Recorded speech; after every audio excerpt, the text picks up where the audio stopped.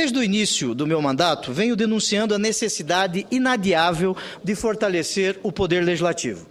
Mesmo sendo o poder mais democrático, casa de ressonância das aspirações populares, temos sofrido, senador Capiberi, um verdadeiro bullying por parte do executivo chamado de imperial ou monárquico, que domina a agenda parlamentar com sua iniciativa legislativa e com as famigeradas medidas provisórias. E pelo judiciário, que tem se mostrado cada vez mais ativo no tratamento de temas que estão no limite entre a política e o direito. Um pouco, é bom que se diga, pela nossa própria omissão, inação, falta de ação.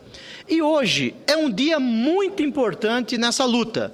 Após a derrubada da decisão liminar concedida pelo ministro Fux no mandado de segurança número 31.816, pelo plenário do Supremo Tribunal Federal, teremos a oportunidade de apreciar o veto parcial número 38 de 2012, aposto no projeto de lei número 448 de 2011, que tratava da redistribuição dos chamados royalties do petróleo. Desde Madison e os federalistas americanos que pensaram a estrutura da Constituição daquele país, sabemos que o Instituto do Veto Presidencial é instrumento importante para o sistema de freios e contrapesos. Ele permite ao presidente a defesa de minorias quando há uma maioria parlamentar sazonal. Assim, o veto tem a utilidade de proteger as minorias diante de maiorias parlamentares sazonais.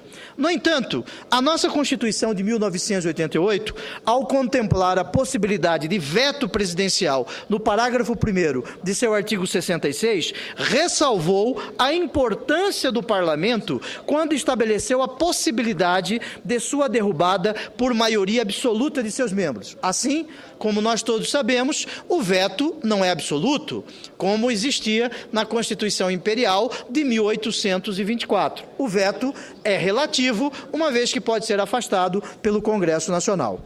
E esse mandamento constitucional não pode virar letra morta, o que tem sido e acontecido neste parlamento, uma vez que existem vetos de mais de 10 anos. Temos que exercer nossa competência e votar a matéria, derrubando o veto presidencial e restabelecendo a vontade majoritária do povo brasileiro. Não tenho dúvidas, senhora presidente, de que a divisão dos royalties de petróleo deve ser feita de maneira igualitária e proporcional, atendendo todo o país, sem deixar de compensar os estados produtores, como manda o parágrafo 1º do artigo 20 da Constituição da República. E esses requisitos constitucionais estavam plenamente alcançados no projeto de lei 448 de 2011, inclusive nos dispositivos vetados. As normas constitucionais possuem aplicabilidade imediata e, considerando que o petróleo está inscrito entre os bens da União, não existe norma que vede o pagamento de royalties aos estados e municípios chamados não produtores. O que a Constituição impõe, no parágrafo 1º do artigo 20, é que os produtores, os estados chamados produtores, tenham assegurada a participação no resultado da exploração de petróleo ou gás natural, de recursos hídricos para fins de geração de energia elétrica e de outros recursos minerais em seu respectivo território, plataforma continental, mar territorial ou zona economicamente exclusiva. Ora, em nenhum momento o veto 38 ofende a Constituição, já que não retira a participação dos estados e municípios produtores, muito menos o contraria, ao contrário, a confirma. Por isso, a derrubada do veto é uma escolha política. Faz parte da liberdade do legislador escolher o que é melhor para o país. E a nação merece maior justiça na distribuição dos royalties do petróleo. Mato Grosso faz jus a esses recursos. O Estado tem sido um dos principais prejudicados por todas as fórmulas de rearranjo da divisão dos tributos neste país. O Estado de Mato Grosso, por exemplo, que produz boa parte da pauta brasileira de exportação, é penalizado por não poder tributar as exportações de produtos agropecuários, por exemplo, sem que exista na prática a compensação prometida de há muito pela chamada Lei Candir. Para minha alegria, concedo uma parte à Sua Excelência, o senador Wellington Dias. Meu amigo, companheiro senador Pedro Tax, primeiro para registrar a importância da fala de Vossa Excelência, pela experiência, pelo conhecimento da nossa Constituição, e por isso mesmo respeitado aqui, respeitado no Brasil, porque, lamentavelmente, novamente, paira nesses dias a defesa de uma tese da ilegalidade, como se o Congresso estivesse praticando ilegalidade. Assim como aconteceu no entendimento, na interpretação sobre a votação do veto, a própria votação, com a primeira liminar do ministro Fux, graças a Deus em seguida corrigida pela maioria do Pleno do STF, eu também tenho convicção de que o que fizemos aqui, não apenas pelo relatório do nosso senador Vital do Rego na época, mas também por toda uma análise que foi feita aqui, acompanhada por esta Casa, pela Câmara, da plena legalidade do projeto. A rigor, tem uma receita derivada de uma riqueza que é gás e petróleo em mar, que pertence à União, que pertence a todo o povo, como Vossa Excelência lembra, de forma especial, registro a participação que será ampliada de estados como Mato Grosso, e eu avalio que o que nós estamos fazendo é uma alteração, colocando uma justiça social nessa distribuição. Sim. Por isso mesmo tenho convicção, sou líder do Partido dos Trabalhadores e do Bloco de Apoio ao Governo, mas nesse caso o que está em jogo é o interesse Sim. do povo e dos estados que representamos aqui. E por isso mesmo eu acredito na derrubada do veto, fazendo justiça na distribuição de uma riqueza que pertence a todos. Parabéns, fico feliz pelo vosso pronunciamento. Muito obrigado, senador Wellington, Vossa Excelência, que foi um dos autores do projeto. Quero parabenizá-lo, porque quando a discussão chega a este ponto, me faz lembrar um ditado do estado de Mato Grosso: quando o pirão é pequeno, o meu primeiro. Mas nós não podemos trazer esse ditado para esta casa. Nós temos que buscar a justiça social nesta casa, que é a Casa da Federação. Muito obrigado pelo vosso parte. Concedo a parte à Sua Excelência, o senador Ataídes. Senador Pedro Tax, é sempre com muita alegria poder ouvi-lo, sempre com essa sabedoria que lhe é peculiar. Senador, a nossa Constituição, a nossa Carta Maior, no seu artigo 20, deixa muito claro que a riqueza encontrada no mar pertence ao país. E se pertence ao país, pertence ao povo brasileiro. Me surpreende muito tudo isso que vem ocorrendo, o porquê que nós ainda estamos a discutir esse tema. E eu também vejo o seguinte, senador, que com a distribuição dos royalties do petróleo, vai haver um equilíbrio regional. Eu acho que esse é um ponto extraordinário, porque há um desequilíbrio no nosso país enorme. Enquanto nossos irmãos do Sul e Sudeste têm uma renda per capita de X, no norte desse país e Nordeste é X menos Y e menos Z. Então, eu fico muito contente e aguardo hoje à noite a derrubada desse veto. Vai ser um enorme prazer poder participar. Muito obrigado. Obrigado, senador Ataídes. Vossa fala enriquece, com certeza, a minha franciscana manifestação.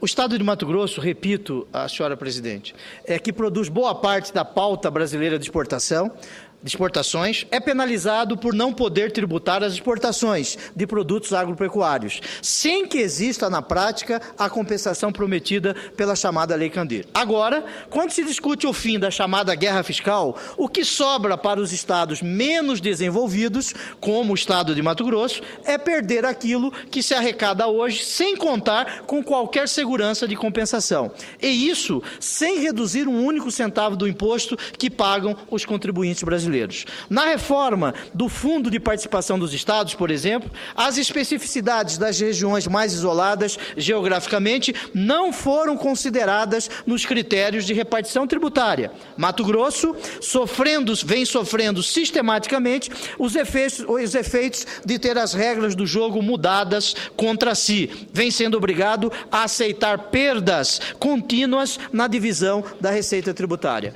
Esta mudança no critério de repartição dos royalties, então, é um pequeno movimento, repito, é um pequeno movimento, um tímido movimento que começa de justiça na divisão da riqueza comum de toda a nação brasileira.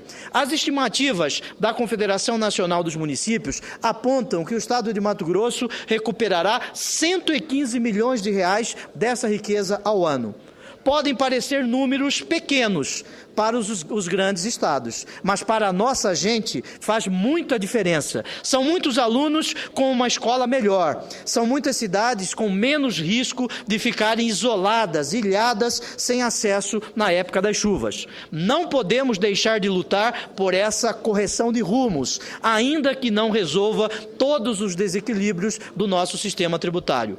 Mas eu digo ainda, sou a favor de Mato Grosso, mas não sou contra o Brasil. A equalização que se pretende é, na verdade, favorável ao conjunto do país. As experiências internacionais sobre a repartição de royalties minerais são muito variadas, mas favorecem a divisão igualitária entre as diferentes regiões do país. Na América Latina, temos o México como um primeiro exemplo de igualdade dos recursos entre as regiões, enquanto Bolívia, Colômbia, Equador e Peru vêm operando sucessivas reformas para que a distribuição de rendas de produtos minerais seja cada vez mais igualitário.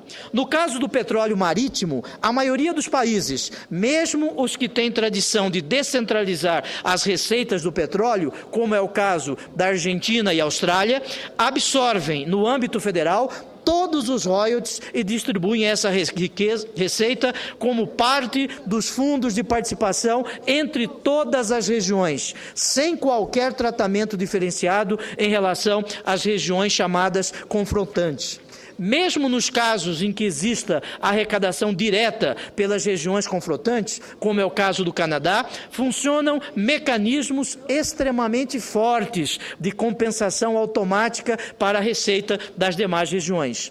Em resumo, se existem tendências internacionais de distribuição da renda do petróleo extraído em terra às regiões que podem ser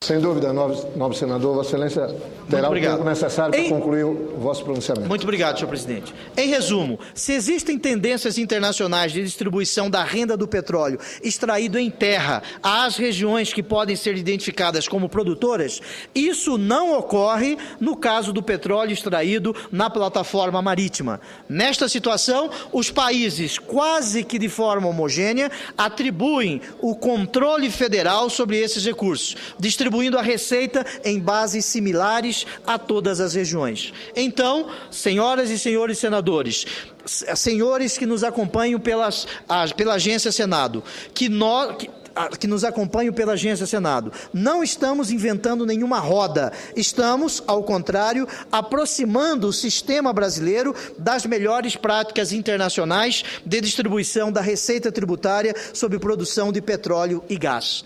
Mas uma mudança tão significativa na distribuição dos royalties causaria problemas ao país? Esta pergunta tem que ser respondida. Eu compreendo que ninguém queira ver reduzida a sua receita, até porque Mato Grosso tem sofrido várias perdas semelhantes.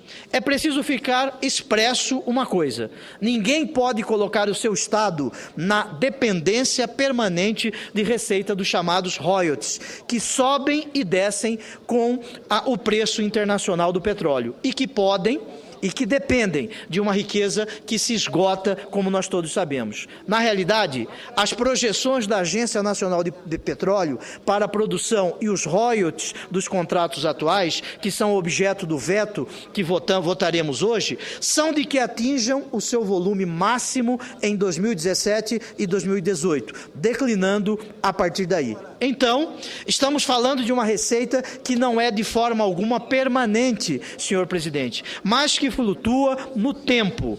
Essa receita tem um caráter de curto prazo, que para o Estado de Mato Grosso representa exatamente a equação das grandes perdas que estão sendo impostas à receita do nosso Estado também a curto prazo. Desta forma, senhor presidente, eu manifesto que votarei com muita convicção contra esse veto. Voto pelo Estado de Mato Grosso e por todos os brasileiros, trabalhadores merecedores de uma vida mais justa e digna. Muito obrigado, senhor presidente.